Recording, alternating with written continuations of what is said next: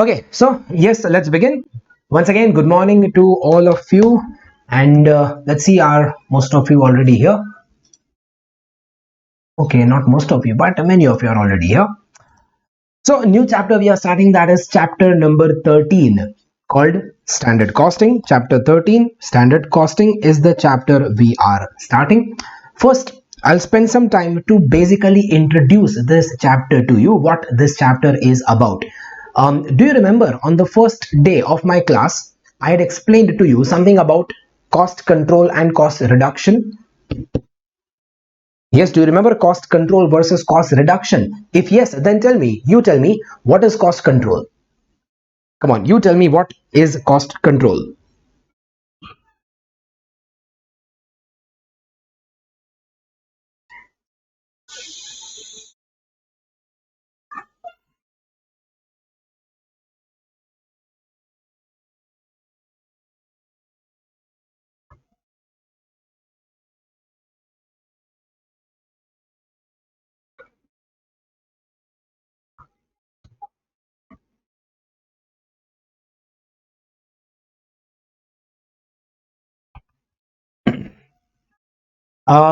Control is a temporary, okay, Nimi, but that was one of the characteristics. That's not the meaning.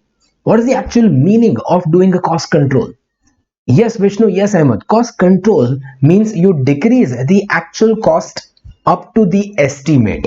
Yes, cost control means you try to decrease your actual cost, bring it down till the estimate. And how is that done? How was that done?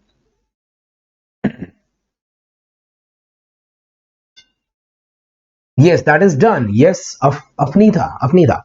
Yes, Afnita, that is done by identifying my mistakes and preventing the mistakes that we did in the last year. Yeah, it is done by identifying the mistakes and preventing the mistakes which we did last year. Well, my chapter of standard costing is an entire chapter teaching you how to do that cost control.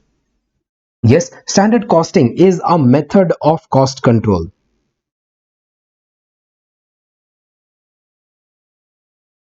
It is a method of cost control. So what are we gonna learn in this chapter? Well, this is the chapter where you will learn how to identify that mistakes and prevent that mistake next year.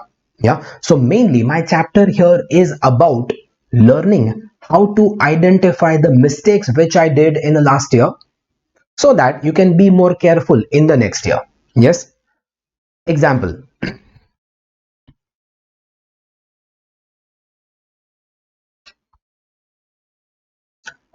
Example.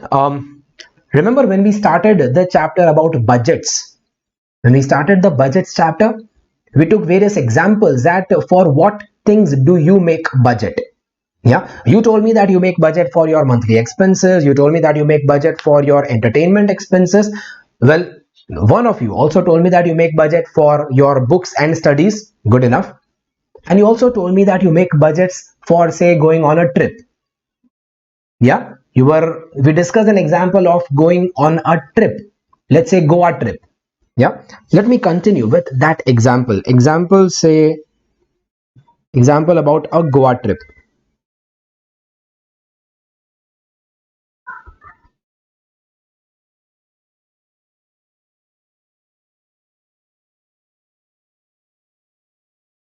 Now if you are planning to organize a Goa trip with your friends, I told you that in order to make such trip possible, you will have to first ask your friends, and when you go and ask your friends, what is the first thing that the friends will inquire? I think Salman, we had taken example. I think we had taken example of Salman. Salman was planning to go on a Goa trip with friends. Is it? Was it Salman or somebody else? Let's say Salman is planning to go on a Goa trip with friends.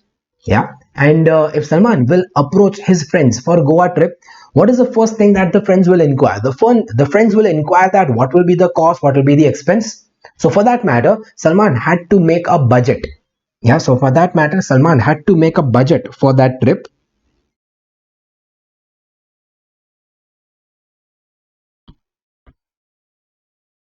Well, if you are making a budget for a trip, then which items of cost will be involved in that budget? Tell me, does this budget contain direct material, direct labor overheads? No. Your items of cost is not material labor overheads. Instead, for this Goa trip example, your items of cost will be what? Well, we discussed your items of cost could be mainly three things. You will incur cost of travel, you will incur cost of accommodation, and you will incur cost of food. Yes, so travel, accommodation, food, these are the three major items of cost you will incur.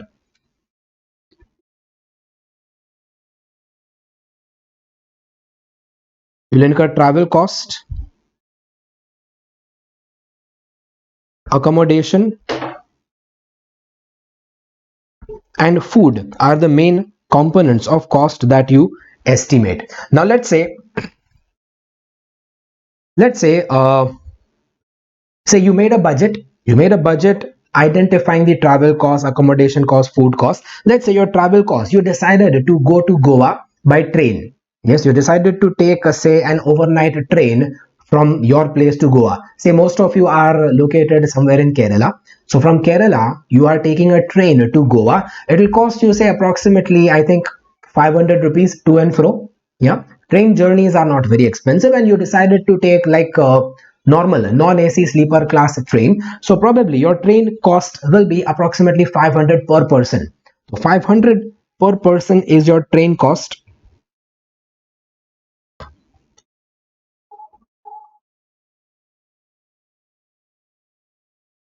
To and fro, 250 going, 250 coming. So total 500 per person is your train charges for five people. I'm just making an estimate of total cost. So 500 per person for five persons makes it a total of 2500. Yes, then comes accommodation. Well, you are five friends who are planning to go on the Goa trip. So accommodation, five friends will require say how many rooms? Minimum two rooms you will need. Like probably in one room two of you will stay, and in the other room three of you will stay. You can have the room on two sharing, three sharing basis, right? So minimum two rooms you will need, and you are planning this as a say 3 days trip. So two rooms you need for 3 days. Well, more likely 3 nights you can say, because hotel will be charging you on per night basis. Yeah. So you need two rooms for 3 nights, and let's say the room charges per night is approximately 3000. See, this is a very ideal cost that I'm telling you. Say you have selected some budget hotel which is costing you around 3000 per room per night. So that will cost you two rooms for 3 nights, 3000. Two rooms for 3 nights into 3000 will cost you total 18,000 towards room charges. Yes, and food expenses. Well, you are going on the trip for 3 nights. 3 nights, so technically it is 4 days. Yeah, so 4 days you will be having breakfast, lunch, as well as dinner. So at least three times food you will have. Let's say, let's say you took suggestions from Devang sir. I am a Gujarati, and being a Gujarati, we are very stingy when it comes to spending money. You might have heard of the nature of a Gujarati. So, as you took suggestions from me, I had given you suggestions. I gave you very smart suggestions. I gave you smart suggestions that you choose accommodation which gives you free breakfast. Yeah, I recommended you choose accommodation which gives you free breakfast. So breakfast is already managed there. You just need to handle lunch and dinner. Plus, I told you that when your hotel is giving you free breakfast, you go and take the breakfast at morning 10:30. Try to have a late breakfast so that even you can even skip lunch. That's what you do. That's what I also do. Now you take a late breakfast so that you can skip lunch. So you need only breakfast and dinner. Breakfast is free, included in the room charges. Basically, your food expense will involve mostly only dinner and maybe some other snacks while traveling and all, right? So let's say on a 4 days a trip, maybe your dinner charges will be approximately say rupees 200 per person for that dinner, and you need to take that for 4 days and between five people. So that turns out to be 200 into 4 into 200 into 4 into 5 is 4,000 rupees is approximately your food charges. Yes, now this is the budget that I made, and my total budget turns out to be 4,000 plus 18,000 plus 2500, 24,500.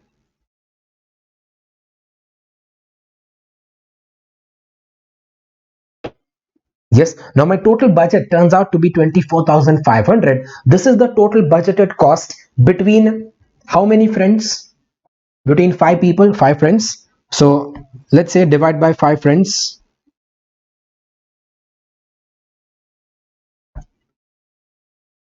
divide by five people.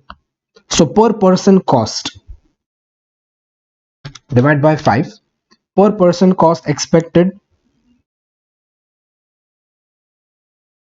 rupees 4,900. Now, if this is my cost estimate, then now tell me, now when I go and approach my friends, asking them to join me on the trip, will I collect exact 4,900 from every friend? Will I collect exact 4,900 from every friend, or a little bit more than that? Probably a little bit more, because this is an estimate. Estimates are bound to go wrong. Yes, this is simply an estimate, and it is very much possible that estimates might go wrong. Yeah, it is quite possible that the estimates might go wrong. So on a safer side, when I go and ask my friends, I will tell to them that not 4,900. Probably I will tell them that we will be spending around, say, 5,500 per person. Yeah, mostly I will tell them that we'll be spending 5,500 per person. This 5,500 is what I collect from each of my friends before going on the trip. Yeah, so whichever friend agrees to join, I will tell them that ki, "Theek hai, chalo, you pay me 5,500, I will do all the bookings and all." So I collected 5,500 from five friends, and we went for the picnic. We went for the trip. This is how the trip planning happens. This is your chapter of budgets. Do you understand this example here? Yes. Now this was my budget. We went for the trip. We took the train. We went to Goa. We spent 3 nights, 4 days at Goa. We had some food. We had a lot of good time, and we came back. Yeah. Now by the time we came back, by the time we come back, we will get to know the actual cost now. Yes. By the time we come back, we will get to know the actual cost now. Is it necessary that the actual cost spent is exactly what we estimated? Not necessary. My estimated cost was 24,500. What if by the end of the trip I realized that the actual money spent, by the end of the trip we realized that the actual cost spent turns out to be 30,000. Possible or not? Yes, very much possible. If the actual cost turns out to be 30,000, so technically it is per person. Technically, this means that per person we have spent how much cost?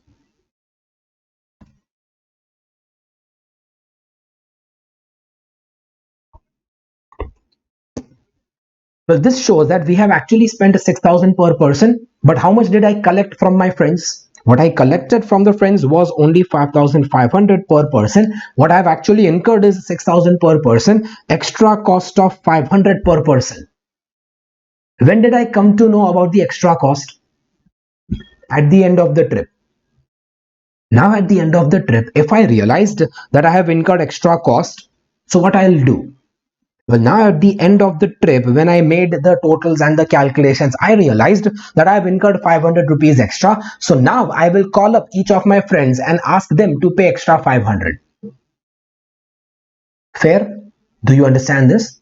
I will call up my friends and tell them that ki chalo, my actual cost has been 6,000 per person. So all of you, each one of you needs to pay me 500 rupees extra towards the difference in the estimate. Well, if my friends are good friends, then they will pay that extra 500. If they are very good friends, they will not pay me extra 500. Yeah, if they are very good friends, they will definitely not pay me extra 500 rupees because, well, friends are like that, right? They don't pay you that extra 500 rupees, so who will have to bear that loss?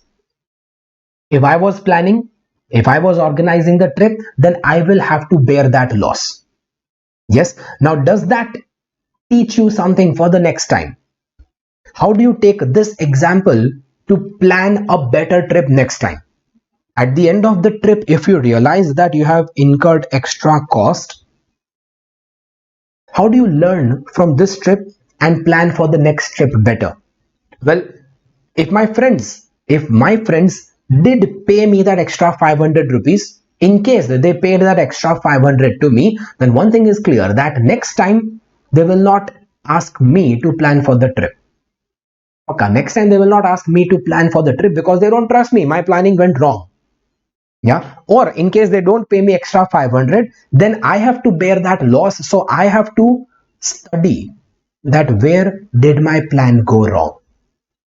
Can you tell me what could be the reason that why actual cost incurred was more? Can you tell me what could be the reason why actual cost incurred was more? See, my total extra cost 30,000 minus 24,500. How much is the extra cost? You see that 5,500 is the extra cost.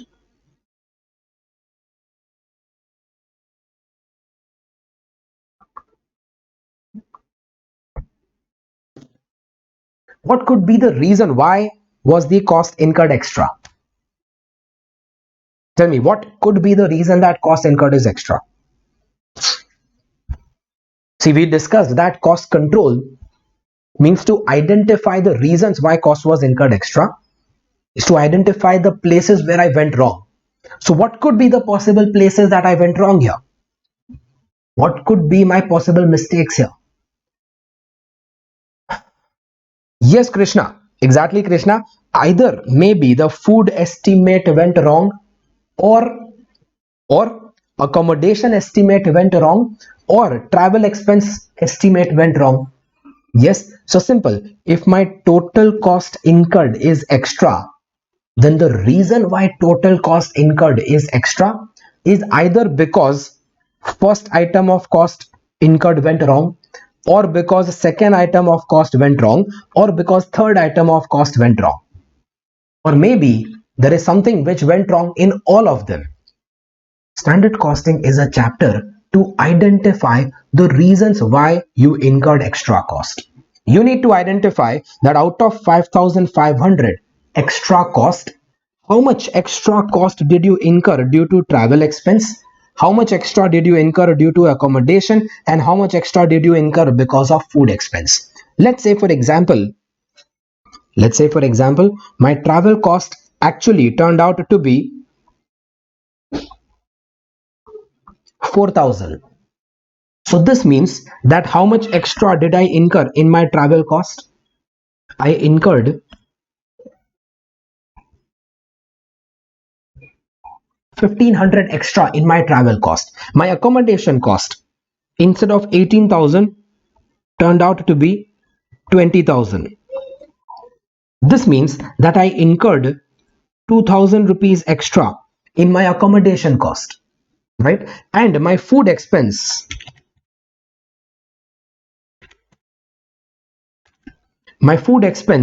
turned out to be 6,000. It means that I incurred 2,000 extra in my food expense. So my total extra cost is 5,500. This is the kind of analysis we will learn in the standard costing chapter. Do you understand this?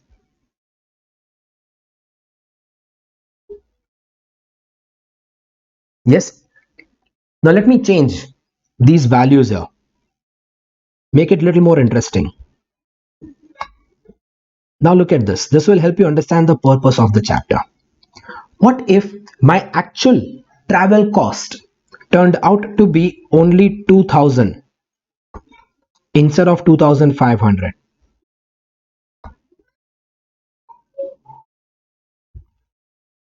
Means what? Means did I incur extra cost over there? No, rather I saved money. How much money did I save? I saved 500 rupees in my travel cost, right? Food expenses, which was expected 4,000, well, maybe actual food expense turns out to be, what if I say actual food expense turned out to be 3,800? This means that even in food expense, I have saved 200 rupees. Yeah, but in my accommodation expense,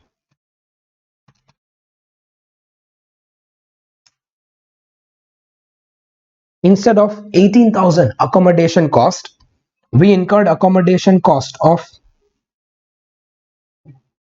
24,200. So how much extra cost did I incur in accommodation? I incurred 6,200 extra cost in accommodation. Yes, now check. Does the total of these three match with 5,500? 6,000, 6,200 extra cost in accommodation, from which 500 and 200 if I minus, yes, 5,500 is my net extra cost. Well, it might happen that your cost control analysis might reveal extra cost bifurcation like this. Now, if this is your extra cost, tell me, what do you learn from this for your next trip? What do you learn from this for your next trip?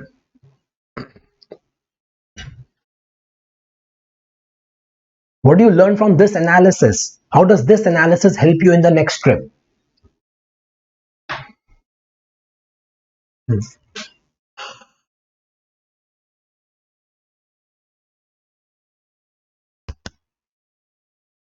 Come on.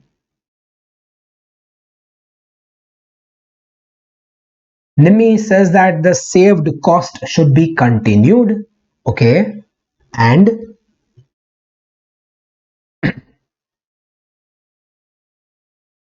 well, this analysis simply reveals that out of all my extra cost incurred, majority of the extra cost is incurred because of accommodation. Yes, while travel cost does not have any extra. Food did not incur anything extra, but majority of my extra cost happened because of accommodation. So next time, be more careful with accommodation cost when you're planning for the trip. Yeah, this teaches you that next time either you budget the accommodation cost more correctly, or next time you spend the actual accommodation cost more carefully. Because this experience made me understand that mostly I'm going wrong in my accommodation cost. So next trip, whenever you plan, be more careful when you plan for the accommodation cost. It teaches you how to prevent your mistake in the next time. It teaches you that in the next planning, where should you give more importance, where should you give less importance. Next time, don't worry about the traveling cost. Traveling cost does not have major fluctuation. Don't worry about the food expense. Food expense does not have major fluctuation, but accommodation expense had major blunder last time. So this time, be more careful with accommodation expense. Let's say I have 3 employees in my company. Employee 1 handled the travel planning, employee 2 handled the accommodation planning, employee 3 handled the food planning. So next time, if I have to plan a trip, then probably the person who did travel planning, I will continue to make him do the travel planning. The person who did the food planning, I will continue to make him do the food planning. But the person who had planned accommodation last time, I will probably fire that employee and do the accommodation planning myself. You understand how does this analysis help the companies? Yes. Now changing this same example to a more corporate scenario. Well, that same example, if I change it to a corporate scenario, then understand, in case of a routine company let's say any manufacturing a company, in case of any routine manufacturing a company,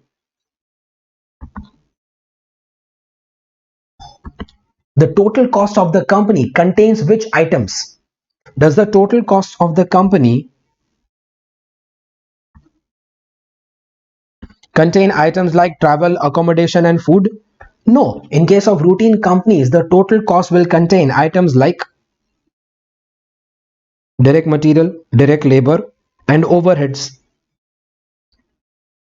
Yes. So what you need to do is you need to do same kind of analysis for material, labor, and overhead cost of a company. That is my chapter of standard costing. See, I started with a more realistic example, which you might have experienced, trip example.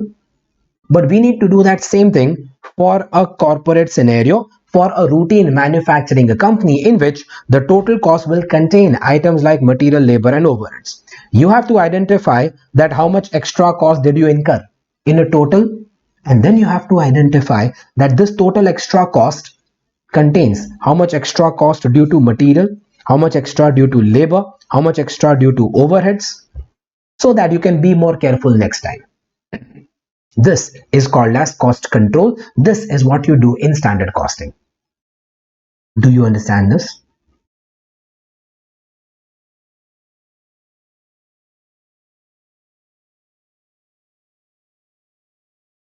Yes? Yeah. So with this example, let me now create an example of more corporate world, an example which more relates to the questions that we are going to solve.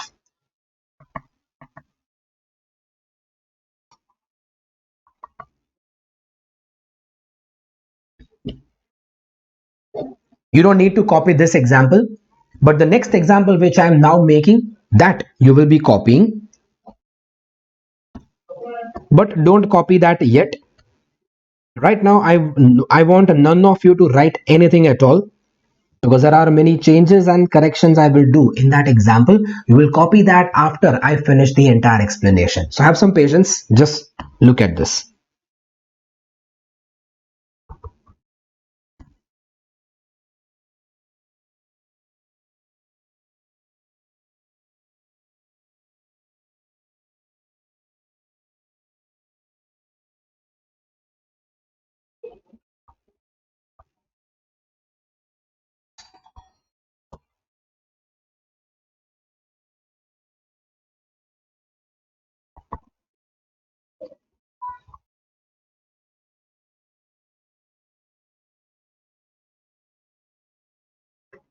Let's say imagine a company which made a budget.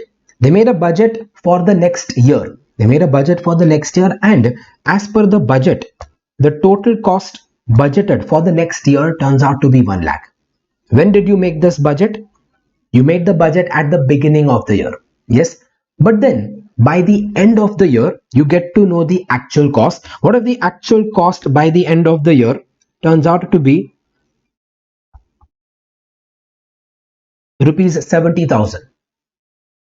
Budgeted cost 1 lakh, actual cost 70,000. So tell me, is that good or is that bad? Tell me, is that good or is that bad? Good, right? Why good? Because it seems that you have saved cost. How much cost did you save? How much cost did you save? 1 lakh was the budgeted cost, 70,000 is the actual cost. So it seems that 30,000 cost you have saved. Now, when you save cost, I call that a positive. Positive because it will increase your profit. Yeah, this difference of budget and actual is called as variance. I'm teaching you certain important terms that will be used repeatedly in this chapter. This difference of budget and actual is called as variance. And here, right now, this variance, 30,000, is positive. Positive because it is good. It will increase your profit. The one which is good, it is termed as favorable. You'll put an F to indicate that this is favorable. Favorable meaning the company favors such types of differences. Done? Yes, this is called as variance. 1,70,000 difference 30,000 is your money saved. Now, what if in this same example I include some more information? Notice, what if in the same example now I also include the details about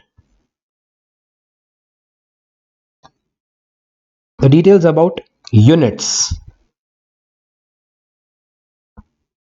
units of finished goods.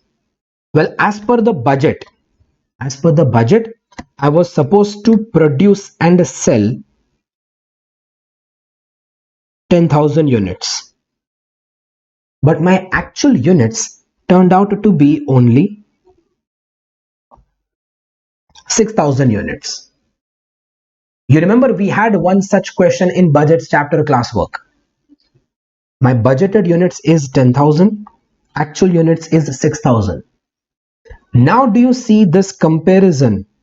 Now do you think this comparison is correct?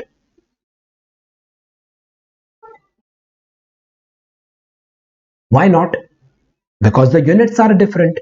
Yeah, in fact, this is what we already did in one of the classwork questions of budgets. Your units are different, so the cost is not comparable. How can you compare actual cost of 6,000 units with estimated cost of 10,000 units? If you do such comparison, if you are doing such comparison, obviously you will see that there is a savings in cost. Obviously, this will indicate savings.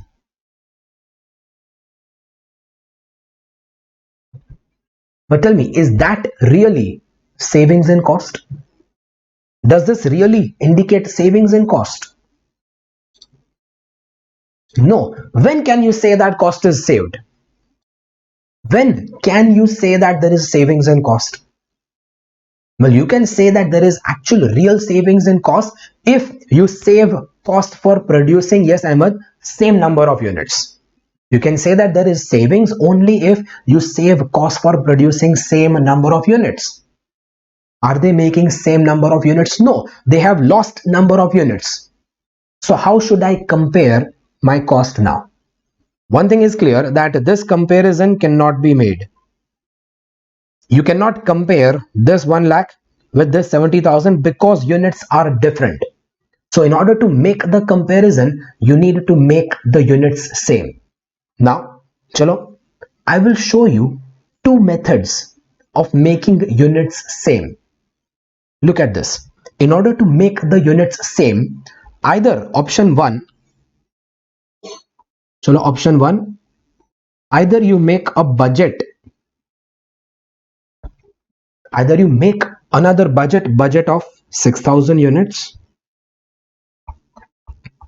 See, my actual production is 6,000 units. So you make a budget of 6,000 units, and if you make a budget of 6,000 units, you compare actual with a budget of 6,000 units. How do I do that? Well, you can try cross multiply. If 10,000 units is costing 1 lakh, then 6,000 units should be costing what? If you cross multiply, that should give you 6,000 units costing rupees 60,000. Yeah, so if 10,000 units budget was 1 lakh, then 6,000 units budget would be 60,000. Compare that with actual of 6,000 units. This comparison, can you do this comparison? Yes. Chalo, another option I give you. Another option. Instead of making a budget of 6,000 units, what if option 2, you make actual of 10,000 units? Yes, instead of making a budget of 6,000 units, you can make actual of 10,000 units, and then this actual of 10,000 units you compare with budget of 10,000 units. Possible? Well, yes. Tell me which is a better comparison. Which is a better method? Which is better method? Is it better to make a budget of 6,000 units, or is it better to make actual of 10,000 units? Tell me option 1 or option 2. Which do you prefer?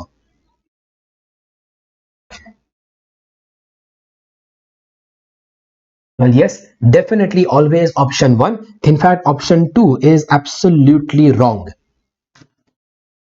You cannot make actual of 10,000 units. In fact, how will you even find actual of 10,000 units? How will you even find that actual of 10,000 units? Can you cross multiply?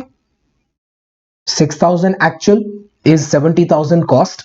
Then 10,000 actual is how much cost? Can you cross multiply there? No, you cannot cross multiply in actual.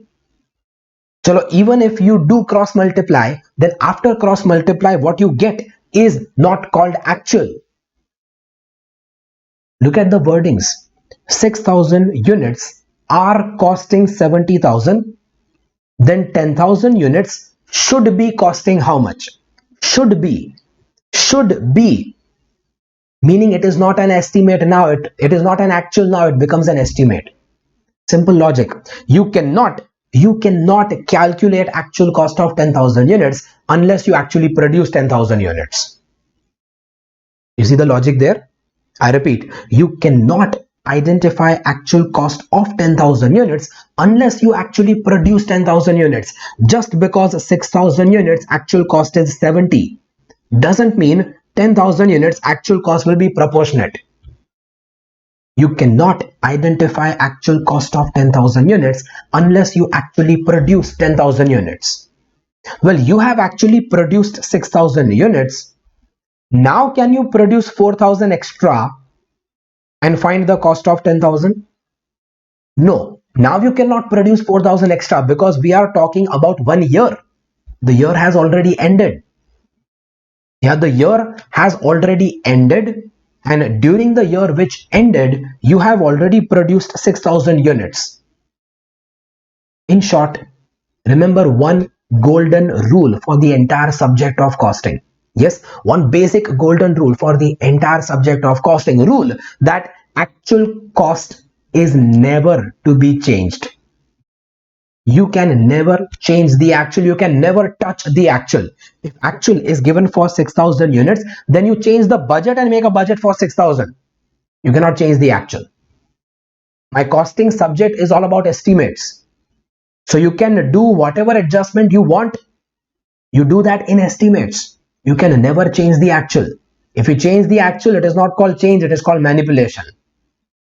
Don't do that. Yes, so one basic rule in the entire subject of costing is that you never touch the actual. If actual is given of 6,000 units, then you make a budget of 6,000 units for comparison. You can never make an actual of 10,000 units. Is that very clear? First rule that I teach you here, never touch the actual. Tell me yes if you understand that.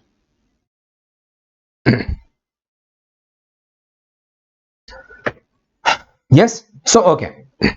So you make a budget of 6,000 units, and when you make a budget of 6,000 units, you identify what should be budgeted cost of 6,000 units. You find that you got that as 60,000. Now you compare this 60,000 with this 70,000. Difference here is 10,000. But now this difference 10,000, is that good or is that bad?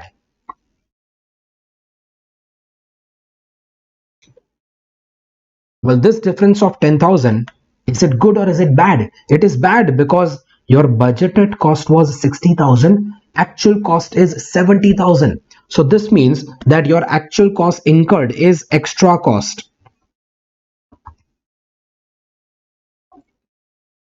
You have incurred extra cost, you have incurred more cost. Well, if you incur extra cost, if you incur more cost, then that is called adverse.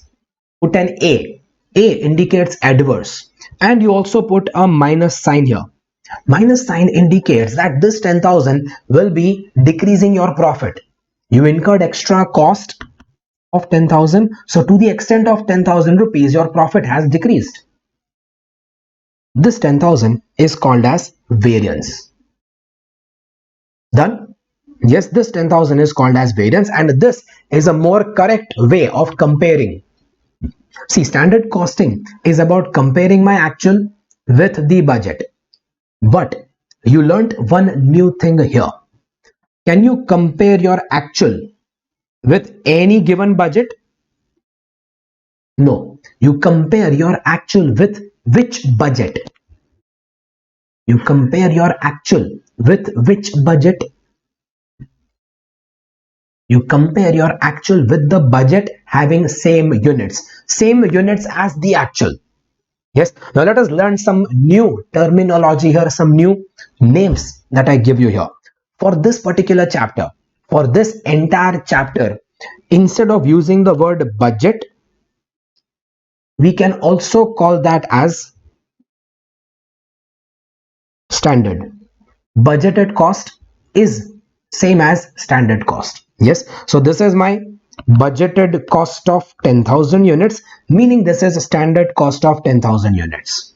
This is my budgeted cost of 6,000 units, meaning this is standard cost of 6,000 units. So instead of using the word budget, we will use the word standard. That is why name of chapter is standard costing. Standard cost, budgeted cost. Acha. Now to differentiate this column and this column, again I will use different terminology. This column here is my standard cost, but more precisely this is standard cost as given in the question. Standard cost given in the data of the question. While this column, second column, this column, standard cost of 6,000 units was not given in the question. You calculated that. Yes or no? This 60,000 was not originally given. You calculated. You calculated based on the standard which was already given. Yeah. So this standard which you calculated is called as standard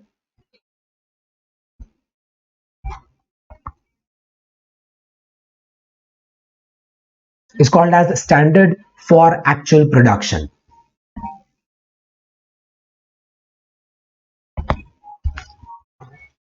See, these are the important terms that you need to learn. Standard given in the question and standard for actual production. And the rule is, can I compare my actual cost with any given standard? No. You compare the actual cost with which standard? You compare the actual cost with standard for actual production. See, this 6,000 units is actual production.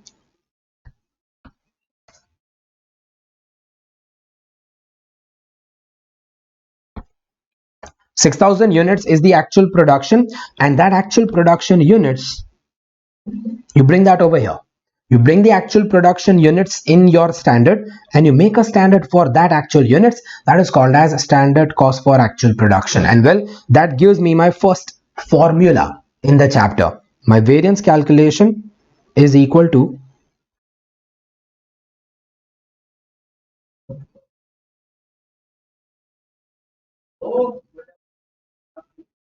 standard cost for actual production minus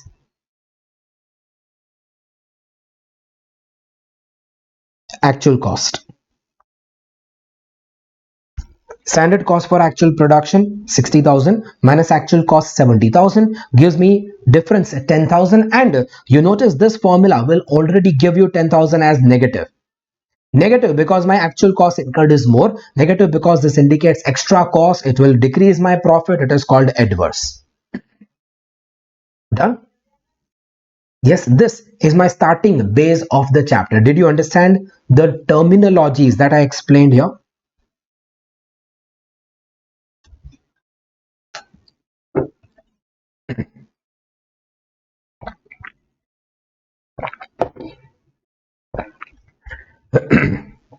Okay. Now, see, my chapter here is not about variance calculation.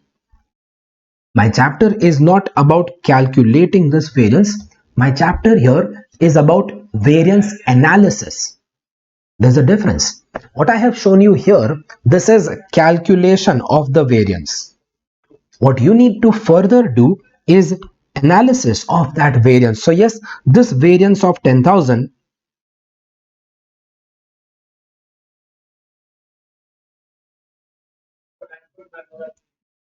needs to be analyzed into further reasons.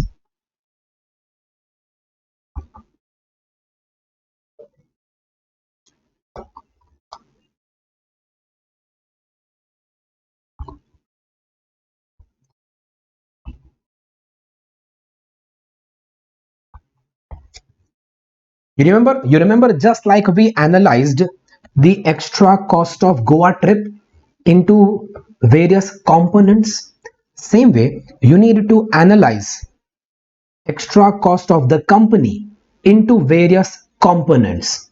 What components can come in extra cost of company? Which components can come in extra cost of a company? Well, that depends on which components were there in a total cost of the company. Let's say the total cost of company, let's say this total cost of company contains only four components: material cost, labor cost, variable overheads, and fixed overheads.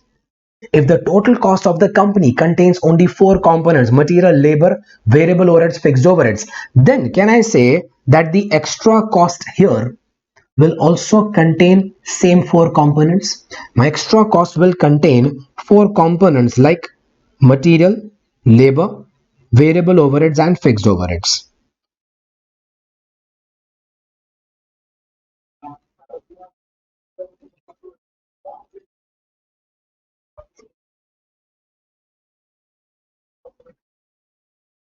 Yes, so this means that further you have to identify that out of extra cost of 10,000, out of this extra cost 10,000, how much extra cost was incurred due to material, how much extra cost is incurred due to labor, how much extra cost is incurred due to variable overheads and due to fixed overheads.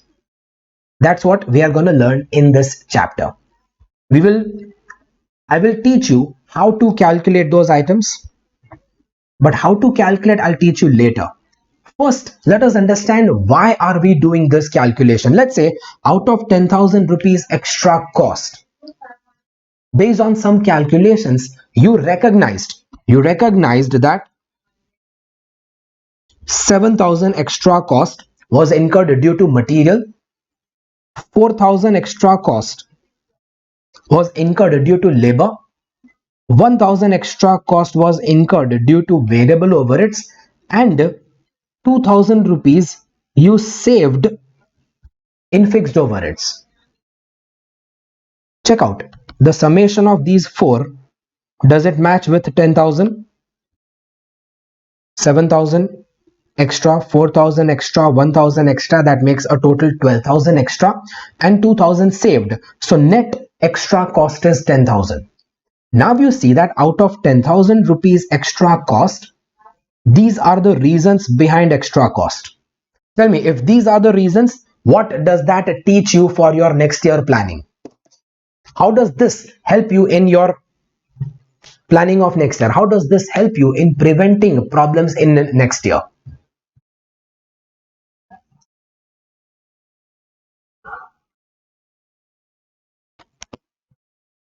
Come on, what will be your analysis if this is the answer? Yes, Nimmi? Yes, Nimmi, you're absolutely right. So tell me, doesn't this analysis show you that majority of my extra cost has happened because of material? Yeah, majority of my extra cost has happened because of material. Next year, be more careful while spending cost on material. Next year, be more careful while spending material cost. Also, be somewhat careful while spending labor cost. But next year, don't worry about overhead cost because it doesn't have major fluctuation. Don't worry about fixed overheads also because it doesn't have major fluctuation. Majority of your extra cost has happened for material and labor. Be more careful while spending material and labor next time. Aja, what could be the further reason why material incurred 7,000 extra? Can you think about it? Think about this. 7,000 indicates extra material cost. What could be the reason why I incurred extra material cost?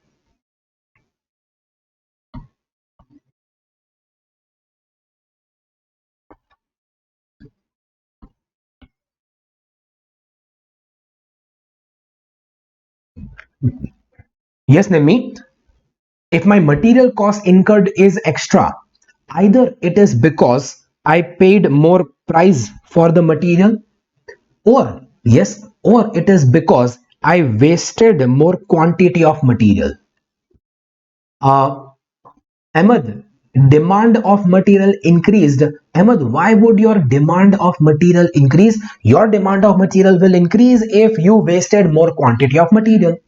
Yes, so basically there can be two further reasons why your material cost increased. Your material cost increased either because you paid more price of material or you used more quantity for that material. Well, we will also learn that out of 7,000 extra cost, how much extra cost did I incur because of paying more price? How much extra cost did I incur because of using more quantity? In short, this 7,000 will be further split in two parts. Well, that's all what we are going to learn in this chapter. This 7,000 will be called as, this 7,000 will be named as material cost variance. Under that material cost variance, we will learn material price variance, material usage variance. Within that material usage variance also, we will learn some more things under that, which I will not explain right now. In short, just like just like this 10,000 was bifurcated into four components, same way this 7,000 will be further bifurcated into two components, and that will be further bifurcated into two more components. Yes, so we are gonna learn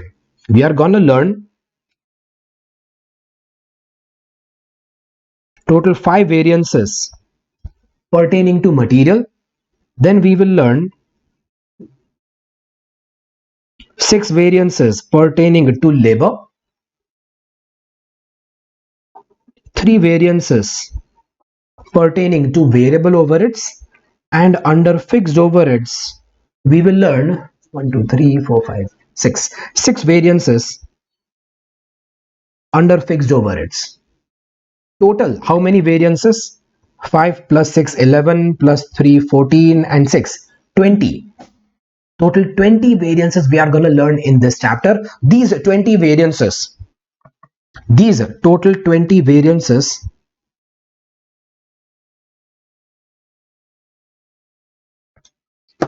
will be only half your chapter. Yes, this 20 variances is only half the chapter. Well, but don't worry. Remaining half of the chapter you don't have at CA inter level. Remaining half of the chapter you will have at CA final level.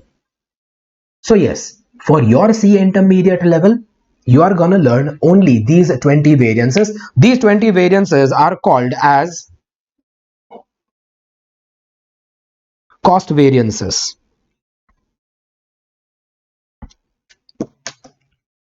Second half of the chapter will be revenue variances, profit variances, which you don't have to learn at intermediate level. Your syllabus of CA Inter contains discussion about only cost variances.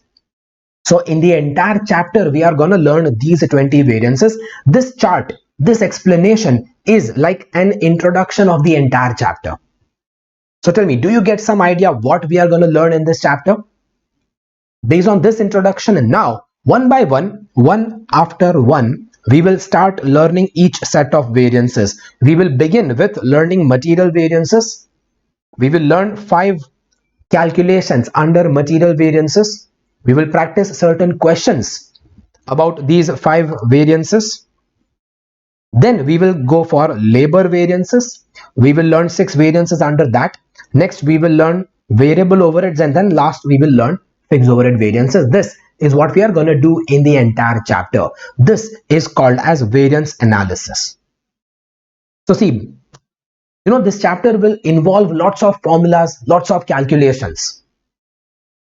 But I don't want to directly give you a formula and ask you to start calculating unless you know what you are calculating. This is what you are going to be calculating. Yes, so now based on this background, I will start giving you formulas, how to calculate MCV, how to calculate price variance, how to calculate usage variance, and so on. Done? I hope you understand this introduction. Yeah. Now I want you to copy this whole example. Please copy this example starting from here. See, this example is very much important. This is the base that I'm creating. I will take use of this example for explaining many concepts further in the chapter. Yeah, many concepts in the chapter you will understand based on this example itself. So please copy this example properly, neat and tidy in your book. I'll give you a few minutes. Please copy that. Let me know once you're done.